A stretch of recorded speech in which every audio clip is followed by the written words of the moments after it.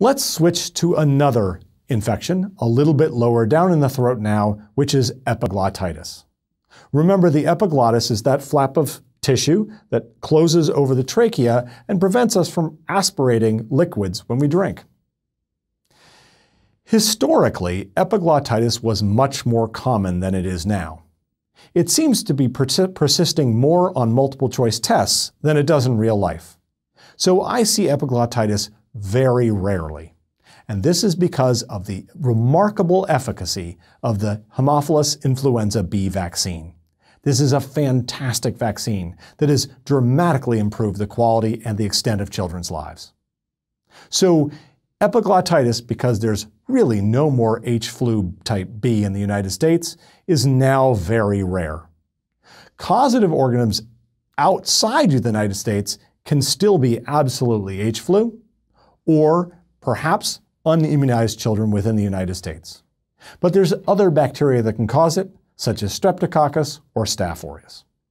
So what you should know about this is the clinical presentation of epiglottitis.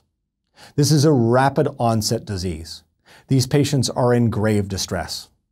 They have a high fever, they'll have a sore throat, and they will be toxic appearing. They're really terrified about their breathing, and their breathing is remarkably tenuous.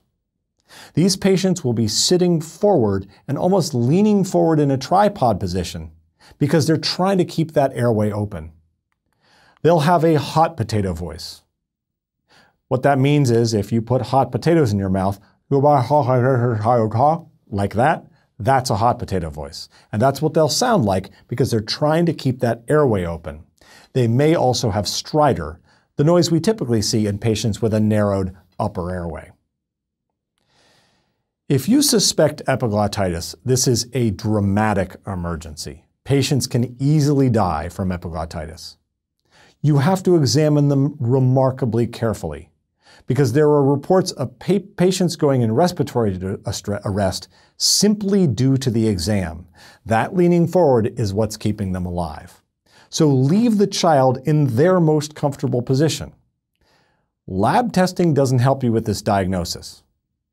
Patients may get distress from a blood draw, which then causes them to go into arrest. So no labs are indicated.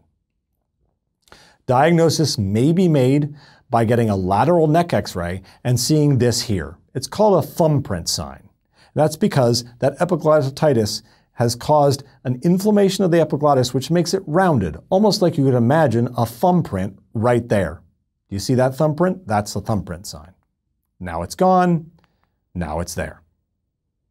So we manage this through emergent involvement of the pediatric airway specialist. We need to call an ear, nose, and throat doctor or an anesthesiologist, somebody who's capable of doing perhaps even fibroscopic intubation.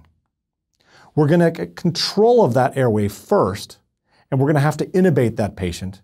And we may, in rare circumstances, need to put in a tracheostomy because this airway is so intense and we're unable to intubate after the child has coded. Typically, we will obtain epiglottal cultures and then provide broad-spectrum antibiotics to try and reduce the airway inflammation.